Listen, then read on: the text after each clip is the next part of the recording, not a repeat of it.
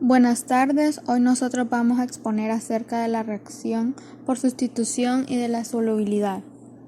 ¿Cómo se lleva a cabo una reacción de sustitución? La reacción de sustitución tiene lugar cuando en un compuesto un átomo o un grupo de átomos es reemplazado por otro. Esto quiere decir que mediante la reacción un elemento desplaza a otro elemento en el compuesto. Por eso también se habla de reacción de desplazamiento. En este caso, la reacción pasa a denominarse reacción de doble sustitución o reacción de metátesis. Un ejemplo de reacción de sustitución tiene lugar cuando se sumerge cobre en nitrato de plata. El cobre desplaza los átomos de plata, dando lugar a un compuesto específico. Entonces, no se puede dividir el factor. Entonces, pondríamos el 2, aquí pondríamos el 6 y aquí ponemos el 2. Entonces, aquí nos quedarían 2 aluminios,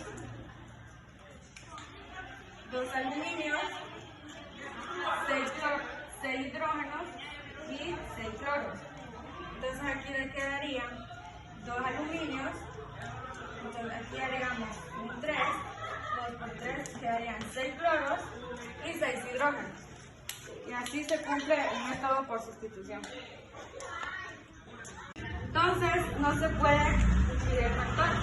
Entonces, pondríamos el 2, aquí pondríamos el 6 y aquí ponemos el 2. Entonces, aquí nos quedarían 2 aluminios,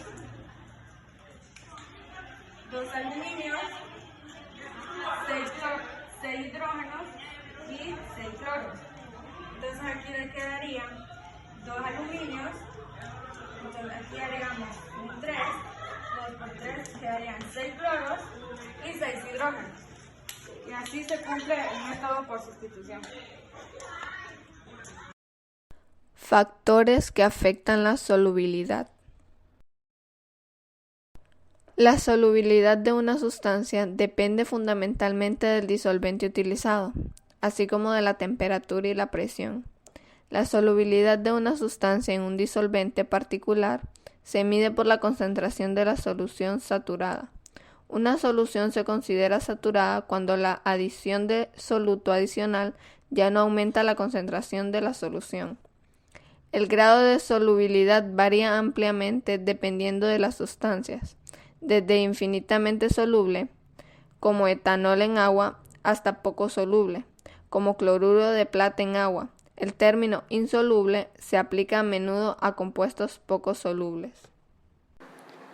Puede expresarse en moles por litro, en gramos por litro o en porcentaje de soluto.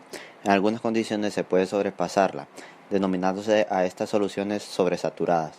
El método preferido para hacer que el soluto se disuelva en esta clase de soluciones es calentar la muestra.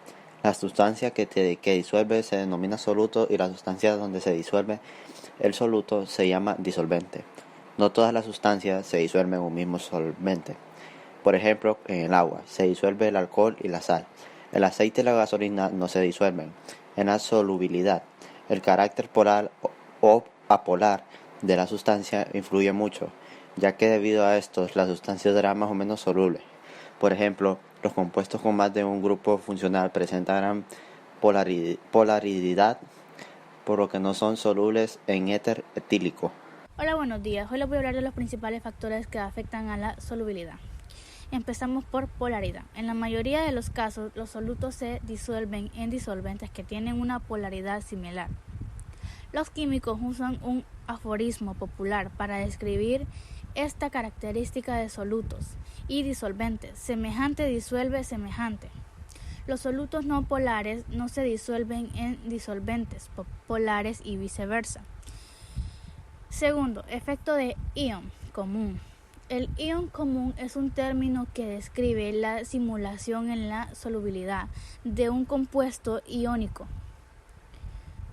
Cuando se añade a la mezcla una sal que contiene un ion que ya existe en el equilibrio químico. Mi nombre es Angeli Michelle López Fernández. Muchas gracias. Hola, mi nombre es Michael y Joana Mercado Muñoz y yo hablaré sobre temperatura. La temperatura tiene un efecto directo sobre la solubilidad. Para la mayoría de los sólidos iónicos, el aumento de la temperatura aumenta la rapidez con la que se puede hacer la solución. A medida que la temperatura aumenta, las partículas de sólido se mueven más rápido, lo que aumenta las posibilidades de que interactúen con más partículas del disolvente. Esto da como resultado el aumento de la velocidad a la que se produce una solución. Hola, mi nombre es Ronald Fernando Mercado Paz. Me voy a hablarles sobre la presión. El cuarto de factor. La presión afecta la solubilidad de un gas o un líquido, pero nunca de un sólido que se disuelve en un líquido. Cuando se aplica la presión a un gas que está por encima de una superficie de un disolvente, el gas se moverá al disolvente y ocupará alguno de los espacios entre las partículas del disolvente. Un buen ejemplo es la soda carbonatada. La presión se aplica para las moléculas de CO2 en la soda. Lo opuesto también es cierto cuando se disminuye la presión del gas. También disminuye la solubilidad de ese gas. Mi nombre es Víctor Manuel Perdomo y les voy a hablar sobre la naturaleza del soluto. La naturaleza del soluto y del solvente y la presencia de otros compuestos químicos en la solución afectan la solubilidad. Por ejemplo, se pueden disolver una mayor cantidad de azúcar en agua que sal en agua. En este caso se dice que el azúcar es más soluble. Etanol en agua son complementamente solubles uno con el otro. En este caso en particular, el solvente será el compuesto que se encuentre en mayor cantidad. El tamaño del soluto es también un factor importante. Cuanto más grandes sean las moléculas del soluto, mayor es su peso molecular y su tamaño. Es más difícil que las moléculas de disolvente rodeen las moléculas más grandes. Factores mecánicos. El contraste con la velocidad de disolución, la cual depende principalmente de la temperatura. La velocidad de recristalización depende de la concentración de soluto en la superficie de la red cristalina, caso que se favorece cuando una solución está inmóvil. Por lo tanto, la agitación de la solución evita esta acumulación, maximizando la disolución.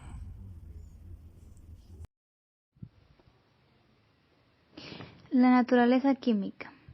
En la naturaleza química, la mayoría de las sales son solubles en agua.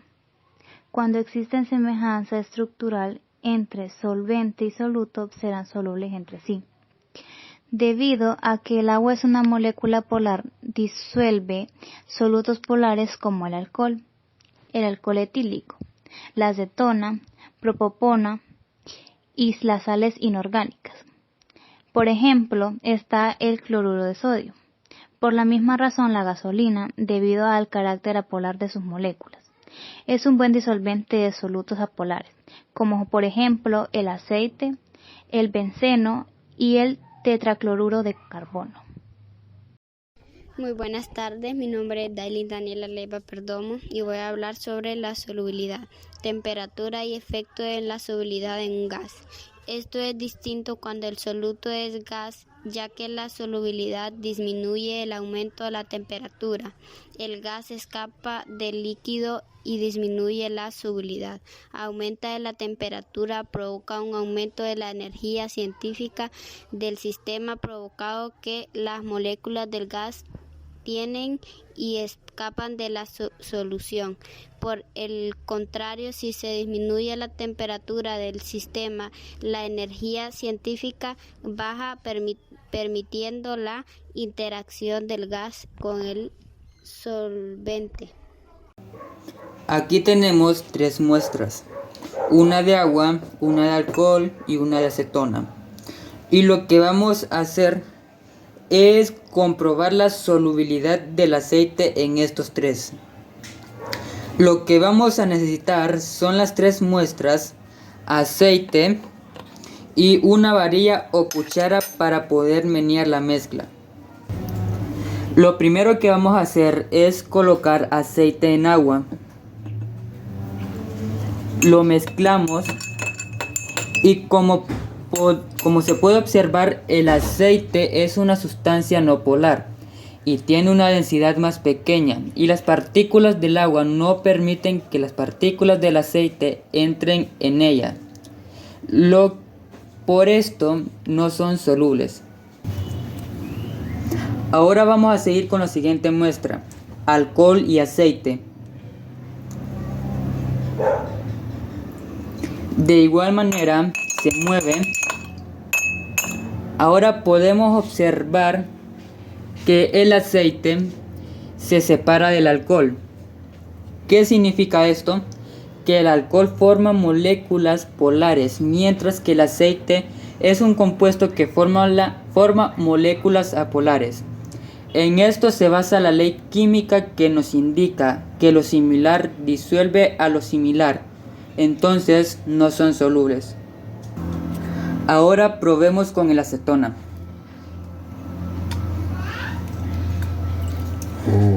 Al mezclar ambas sustancias se obtuvo una mezcla homogénea, dado que el aceite y el acetona tienen polaridades semejantes, es por eso que son solubles entre sí.